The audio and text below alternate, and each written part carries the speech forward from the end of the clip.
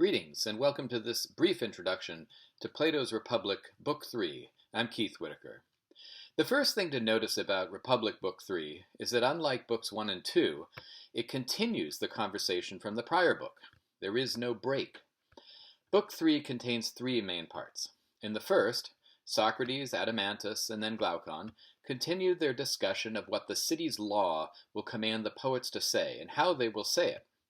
In the second, Socrates and Glaucon turn from poetry to the subject of gymnastics. And in the third part, Socrates and Glaucon discuss who shall rule in this city and who shall be ruled. All three sections continue and complete the topic begun in Book 2, the education of the city's guardians. Now, regarding what the poets must say, Socrates and Adeimantus agree that the poets must describe to gods, demons, and heroes, the sons of gods, two key virtues, courage and moderation, but in somewhat surprising forms. Courage here means not fearing death and not weeping for the dead, but also abstaining from laughter and telling the truth. Moderation they define first and foremost as obedience to rulers. Now, regarding how the poets must speak, Socrates first gives Adeimantus a curious tutorial on the difference between narrative and imitative poetry. Then, from speech, Socrates turns to song, and he asks us everybody knows already what needs to be said on this front. Here Glaucon interrupts and says that he doesn't know. He and Socrates then step back and discuss harmony and rhythm. Regarding harmony, Glaucon suggests that the austere Doric and Phrygian modes are best suited to the guardian's education. As for rhythms, they agree that rhythm must follow character, and that means that they must know what virtue, good character, is, so that they can educate the guardians to love it. After an odd digression on pederasty, Socrates and Glaucon agree that the goal of a musical education is to learn to love the beautiful. In the second part of the book, Socrates and Glaucon turn from music to gymnastics. Surprisingly, they agree that the young guardians don't need an athletic training. Rather, they should learn a simple way of life in food, drink, and exercise. The best gymnastic, they say, is the brother of the simple, decent music. Socrates then gives a surprising rant against medicine and law courts. In this city, he says, doctors will let anyone who's too sick to work die. Likewise, the courts will execute those who are incurably bad in their souls. His point is that the soul is far superior to the body. He and Glaucon agree that the man who mixes gymnastics most beautifully with music and applies it most measuredly to his soul, this man, they say, is most completely musical and harmonious, and it's this sort of person that the city needs as an overseer, if the regime is to be saved. This goal of education, to produce such a ruler, leads to the third part of Book 3, in which Socrates and Glaucon discuss who shall rule and who shall be ruled.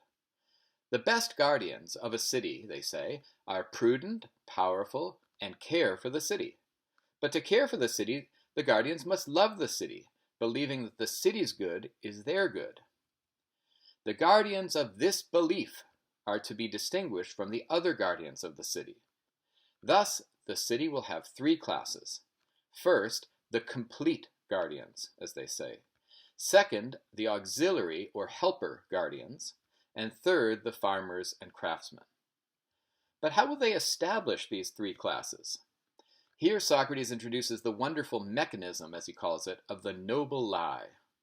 This lie, which all the citizens are to be taught to believe, claims that the citizens were born from the earth itself, each with a soul mixed with gold, silver, or bronze, which determines his or her place in the city. The noble lie prepares one last step, which Socrates calls the greatest security of the guardians having become really nobly educated. Namely, that they should live together, apart from the rest of the city, and possess no property or privacy. This prohibition completes their education. Now, what are we to make of this book? Book 3 not only moves continuously from Book 2, within it, both Adeimantus and Glaucon generally agree with Socrates and let him move the argument along. They sometimes ask for clarification, but they act surprisingly unsurprised. Other parts of the Republic visibly surprise or confuse or anger the interlocutors, but not here. And yet, in this book, Socrates claims to lay out the basic training for the city's military force. And what does it look like? Music, music, and more music. Barely any gymnastics, a bizarre lie, and a prohibition against property and privacy. Book 3 is a tour de force performance by Socrates, who famously could do whatever he liked with others in speeches. He captivates the austere Adeimantus as well as the erotic Glaucon. He spins out an account of education that, if presented seriously, would be shocking, and yet his listeners here take it in stride. He's showing off, and they eat it up. But what if this performance is itself an expression of Socrates' famous irony? What if his irony lies not in lying, but rather in telling the truth in a way that would not be believed? What if he's serious in what he says about education, music, gymnastic, love, medicine, law, and rule? And what is he saying? Most simply, that if you're a spirited person, and every reader of the Republic imagines him or herself to some degree as a guardian, not a farmer or shoemaker, if you take justice seriously, it will blow your mind. You will find you need to question everything you thought you knew. Education, God, music, courage, moderation, love, health and sickness, decency and crime, patriotism, property, and privacy. Justice will explode your beliefs.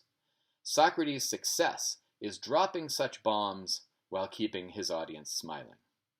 Thank you for joining this brief introduction to Plato's Republic, Book 3.